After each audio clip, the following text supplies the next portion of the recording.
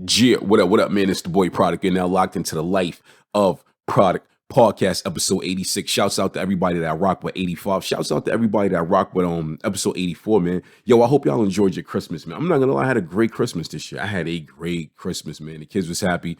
Rocked out with the family. We had like a whole big thing over at my sister crib. So I woke up that morning, did all of the stuff with the kids at my crib. Then we went over there and we just rocked out. My pops was there. It was great. It's always, I'm not gonna lie to y'all. Like I think I've told y'all this before. Christmas is my favorite holiday. It's my favorite holiday.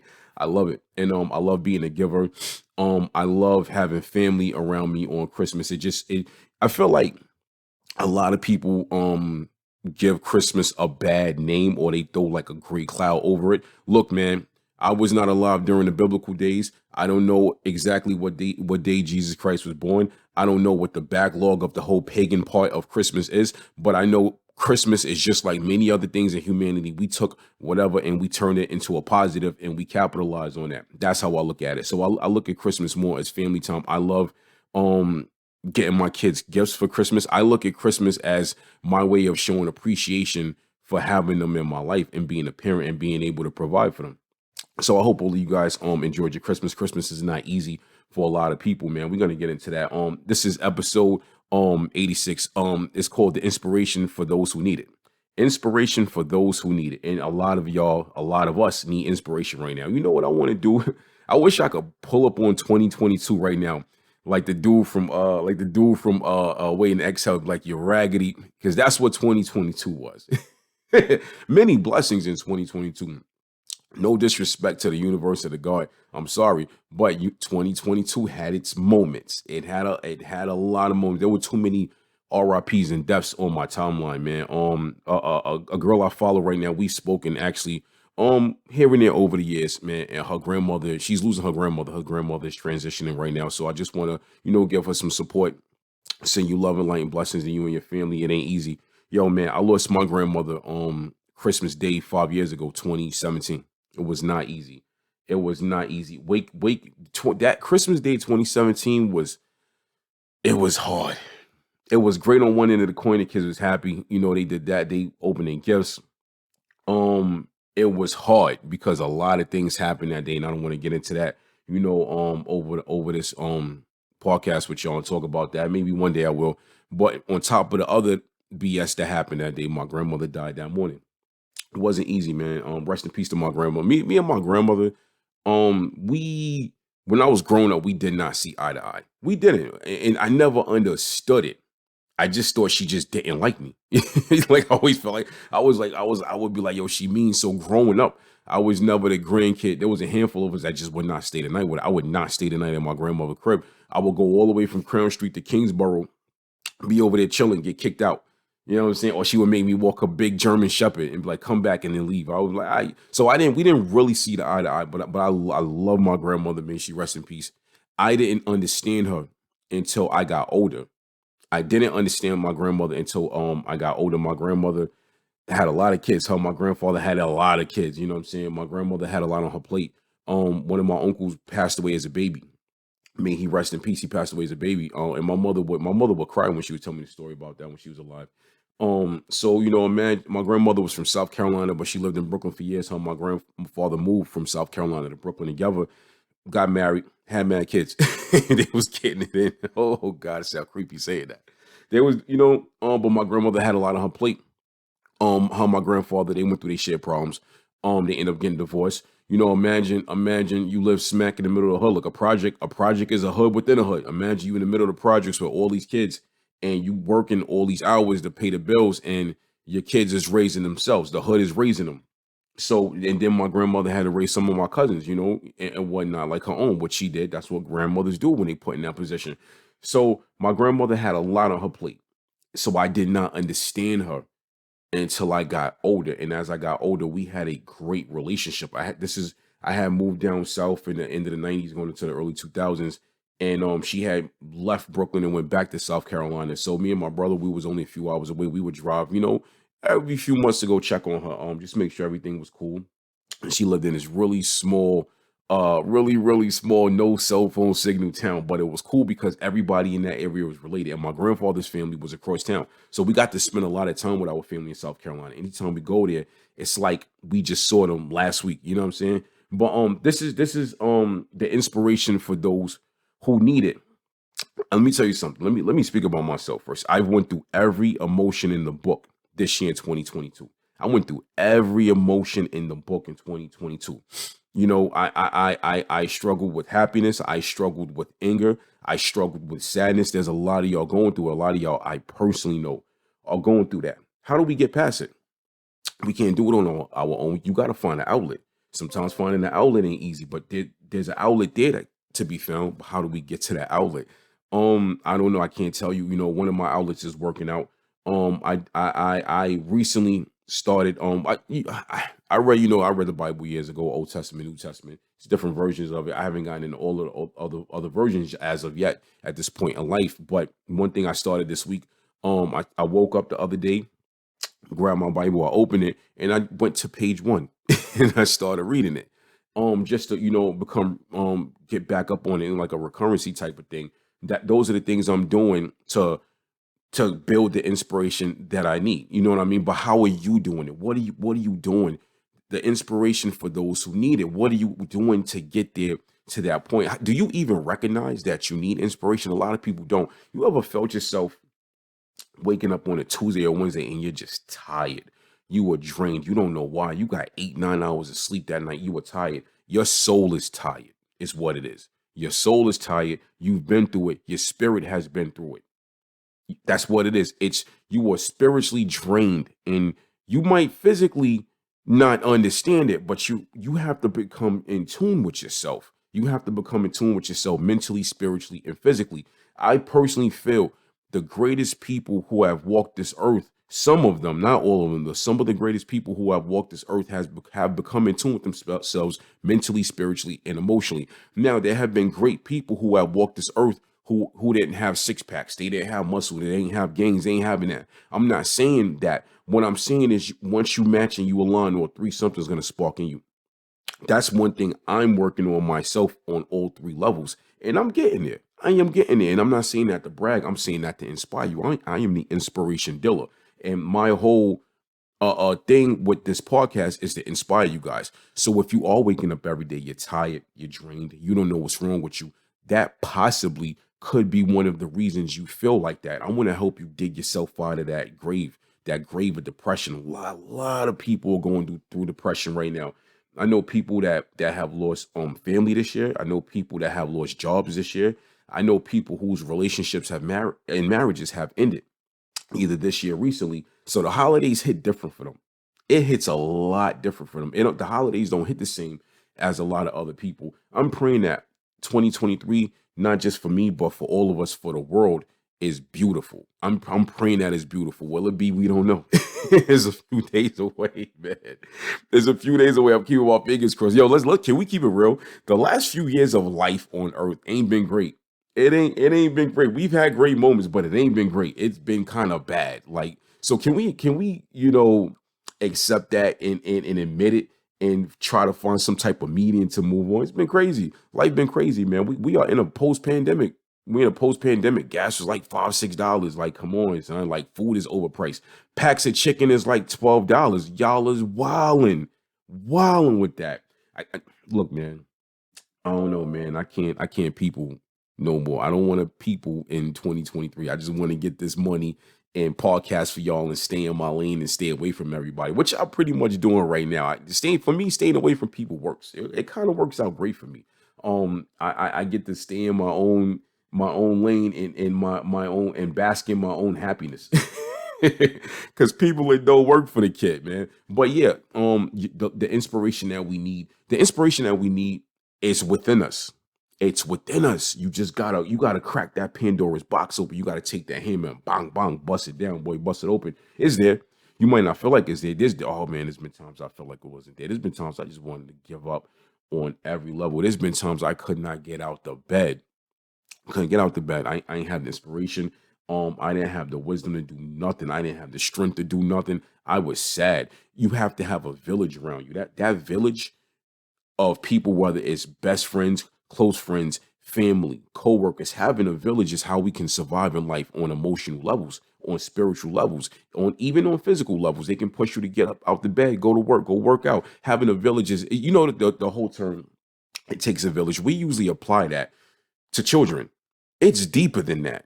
That term don't just apply to children. It applies to us as adults. You feel what I'm saying? Why does everything have to apply to children? Well, what about us? So after we turn 18, we don't matter no more. Nah. It takes a village, man. It takes shouts out to the people close to me in my life that hit me up on a regular just to check up on me. And I try hard to do the same thing for them, because you never know what a person's doing. You ever had something in you, regular day, regular afternoon, and something say, yo, text that person, call that person, and you might not have spoke to that person in a minute, and that person is happy to hear from you. You don't know what that person was going through before you hit that person up.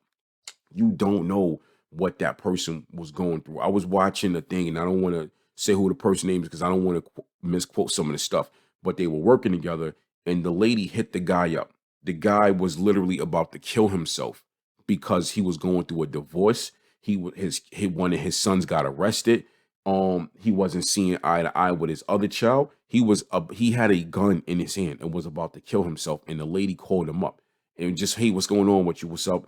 They talked regular for a minute, and then he ended up telling her what he was going through at the moment, and she talked him out of it. That's beautiful. That's amazing.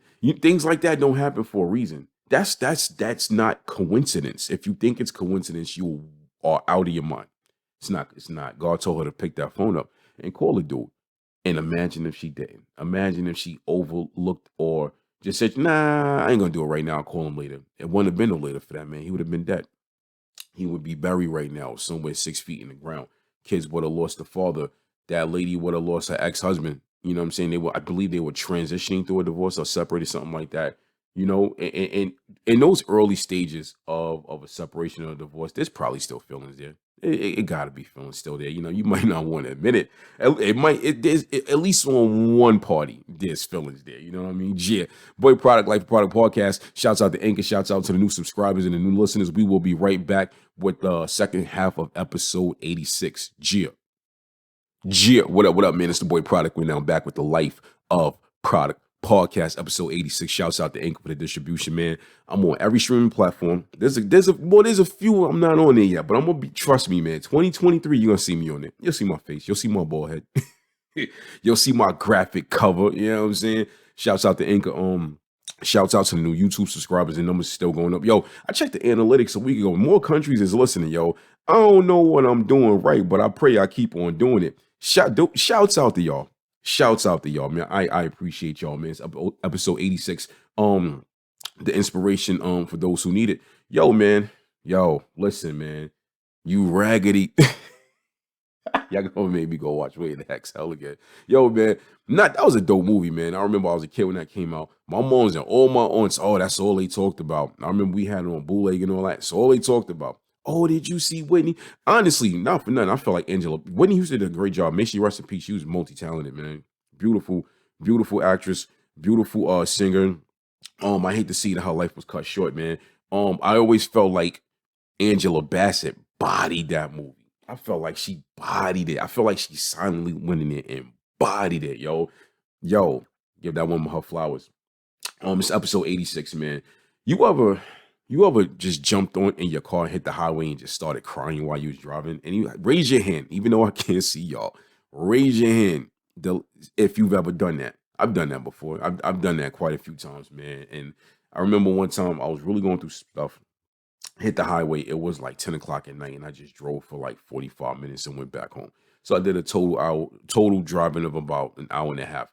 Literally got off the exit I was at, turned right back around. I think it's good for the soul.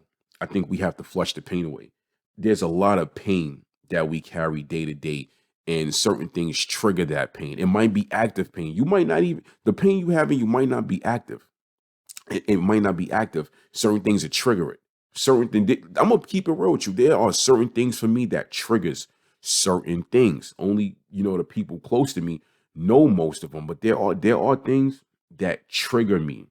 Things will trigger me. I don't like when I first meet a person and they get too familiar with me. It's a trigger for me. I don't like that. I don't like that. I don't care if you're a man, woman. I don't care if you're younger than me, older than me. If I first meet you, greet me with respect.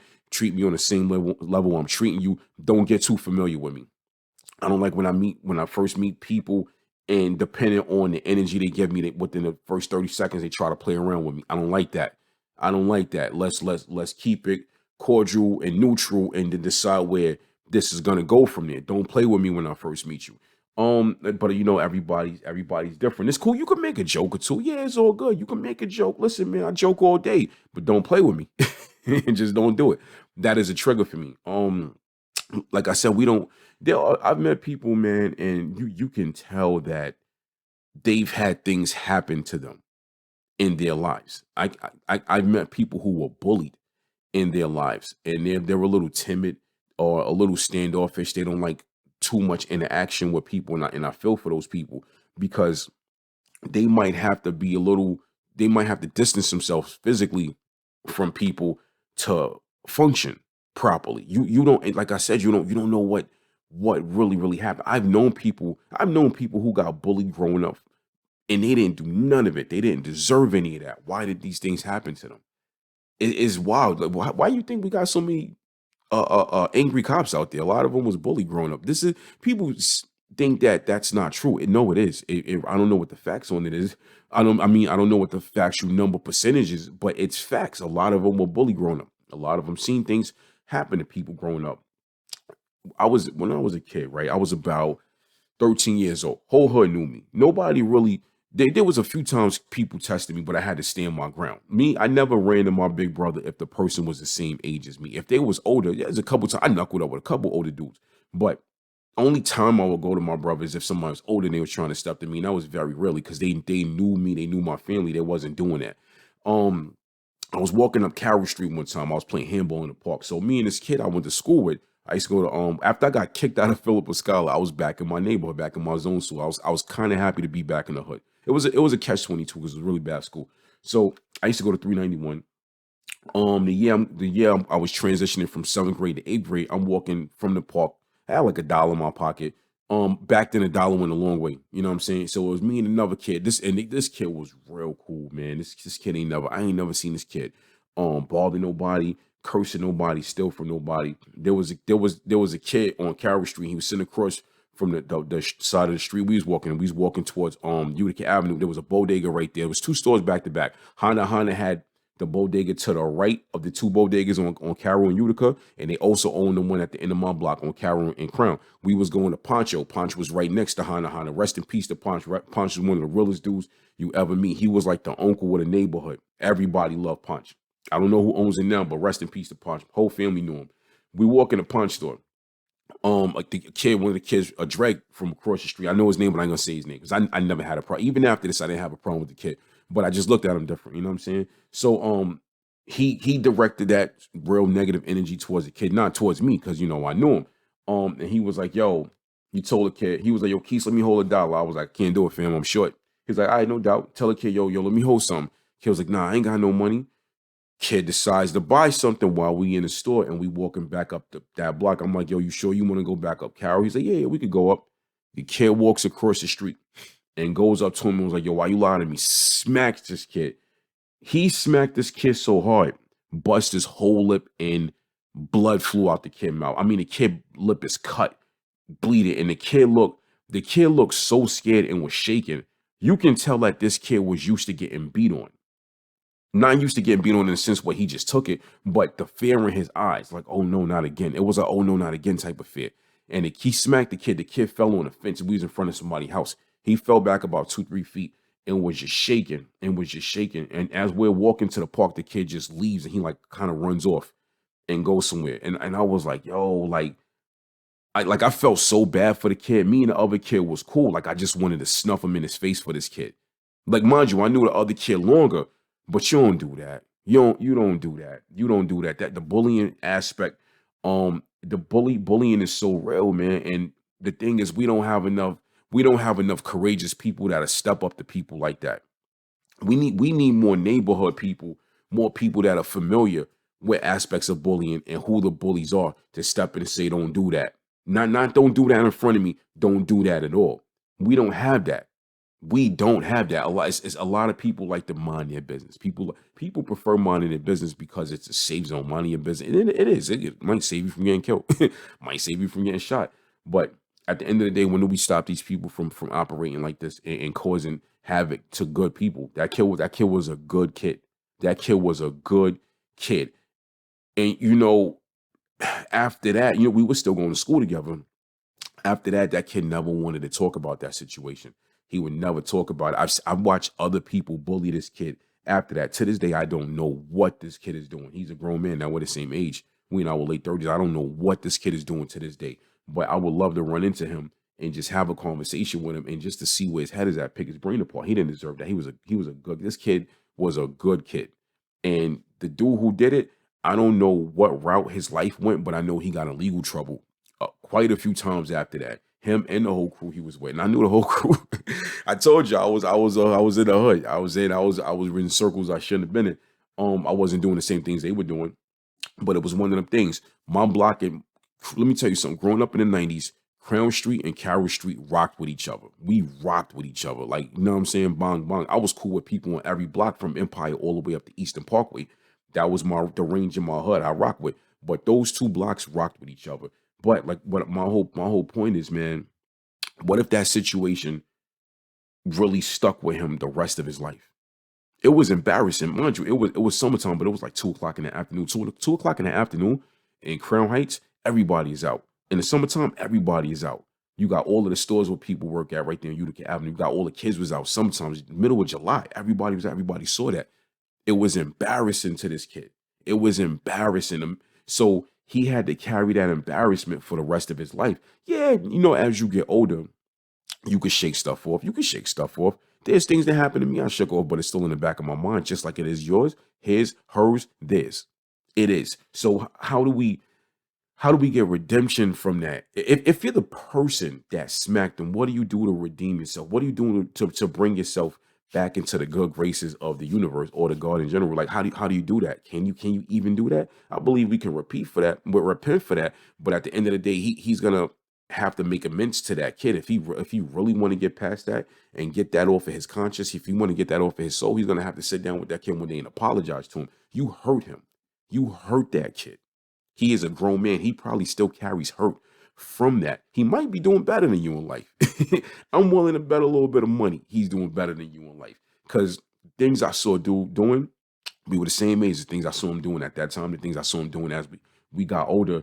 Um, Look, I'm hoping he's doing good, and I hope he changed his life, but I don't think he did.